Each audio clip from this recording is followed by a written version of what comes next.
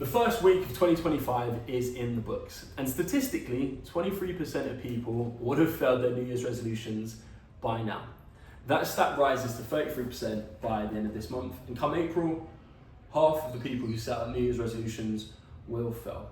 And the major reasons as to why people fail comes down to motivation, making goals that are just massively unrealistic.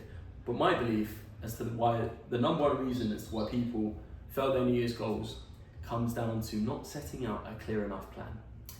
And I came across another study from a professor from the Dominican University who looked at people who wrote down their goals and actually had a plan to achieve them. And he found that they were 42% more likely to achieve their goals as opposed to people who didn't write down their goals. So you're nearly a time and a half more likely to achieve your goals if you write them down and you actually make a plan. And that's exactly what I did for myself on the 29th of December. I locked myself away in a coffee shop for about 3 hours, and I said, all I want to do is focus on this. I want to focus on my personal, my business, and just my internal goals for 2025. And my internal goals for 2025 was stuff like pray daily, document wins, record what I read, so just journaling down the books that I go through, and journal daily.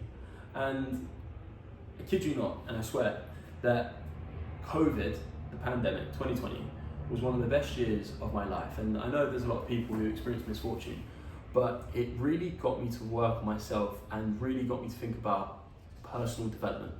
See, before I regarded myself as a kid, and I would not keep myself accountable to things, and I would always find a way to self-sabotage.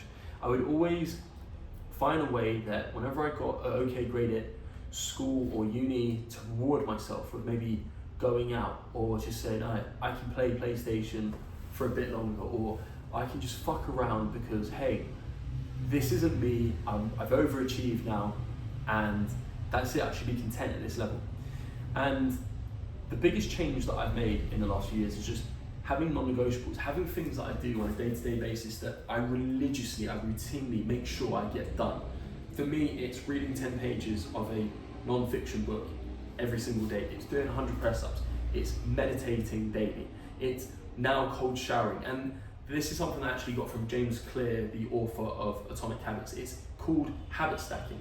It's whereby you turn around, you have habits that you build upon each other as time goes on.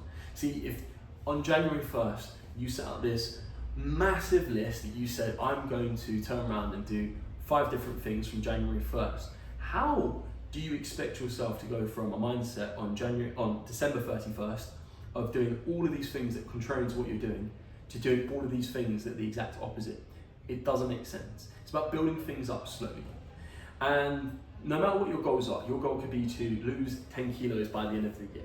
It could be to make 100 grand. It could be to quit your job. No matter what your goal is, there are people out there who have treaded that road and achieved those goals. So it makes it highly likely, highly probable that if you put the right inputs in, you would be able to achieve your goals. And I use the word inputs. My word of 2025, I come up with a word every single year, and the word for 2025 is intent, or be intentional is what I'm saying to myself. And within this journal, which I'm using, I'm writing down every day, I've put my business revenue target, and I've written the word intent.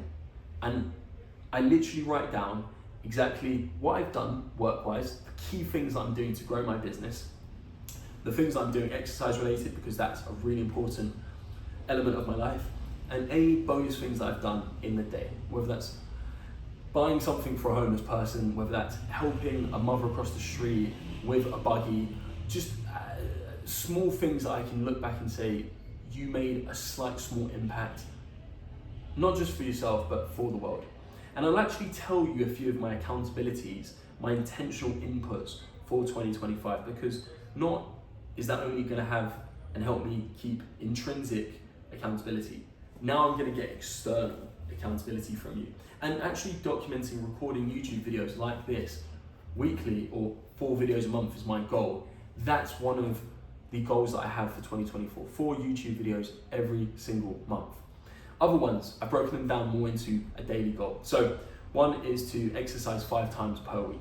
And I've got competitions that I want to go for later on this year, like jiu-jitsu competitions, competing in high rocks. So I know if I want to do these things physically, if I want to push my body, and not just my body, but mentally, I need to be doing the work on a week-to-week basis. I can't show up to a jiu-jitsu competition if I haven't trained for 3 months. It doesn't make sense.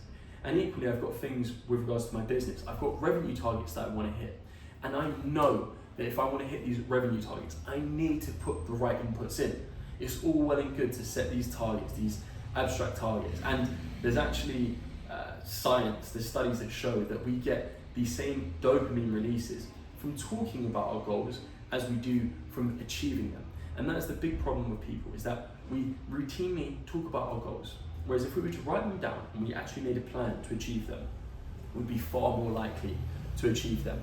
So with my podcast, the Grappling Growth Podcast, I want to hit 80 podcasts by the end of this year.